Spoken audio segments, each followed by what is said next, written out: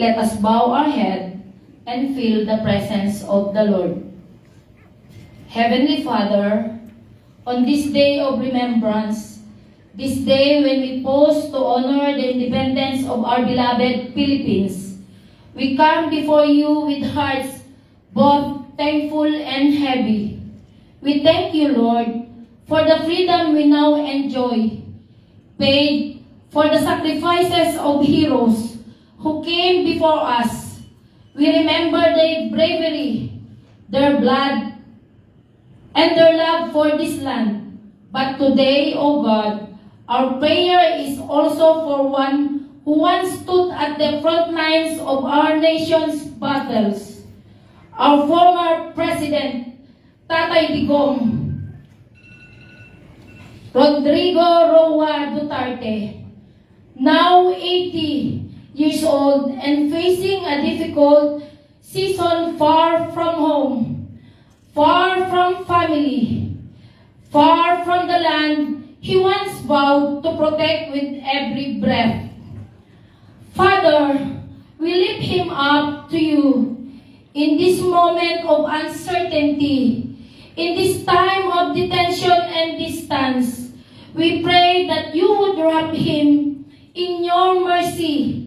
Let him know deep in his soul that he is not forgotten, that a nation still remembers, that millions still care, that many still near in prayer, lifting his name before your throne. You are the God of justice, Lord, the God who sees the heart when others only see headlines, the God who knows the weight of every decision made in dark nights and lonely rooms. You alone know what it meant for him to lead, to carry the burdens of a nation torn by conflict, corruption, and pain. And now in his hour of weakness, we ask, be his strength, be his defender, be his peace. Let no cell be too cold for your word to enter. Let no wall be thick enough to block out the prayers of those who still believe in him. Let no accusation drown out the truth of his humanity, of his love for the Filipino people, of the sleepless night he bore, of the choices he made with trembling hands. O Lord, if there were mistake, bring repentance and grace. If there was good, let it not be buried under judgment. Let truth rise not from anger or revenge, but from your justice, pure, holy, and righteous. We pray for those who now sit in judgment over him. May they judge not with pride, but with humility. May their hearts not be hardened by politics or power.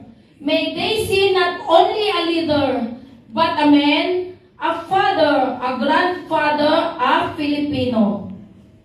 And for us, Lord, the people you once served, may we not forget, may we not turn cold, may we not become so busy, so distracted, so divided, that we forget those who gave so much.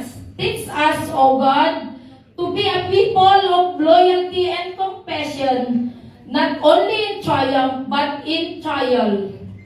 As we mark our independence, let us remember, freedom is not just about waving flags. It is about standing up again and again for truth, for justice, and for one another. It is about being brave enough to speak when others are silent, and kind enough to care when others walk away. We entrust Tatay Digong into your hands.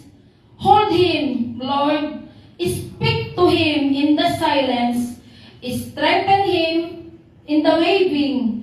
May he feel our love reaching across oceans or borders. May he feel your spirit moving even the still prison cell. And we entrust our nation to you. Heal us, O God. Unite us. Make us strong, not just in words, but in heart. Let our freedom be real, and let our faith in you never fade.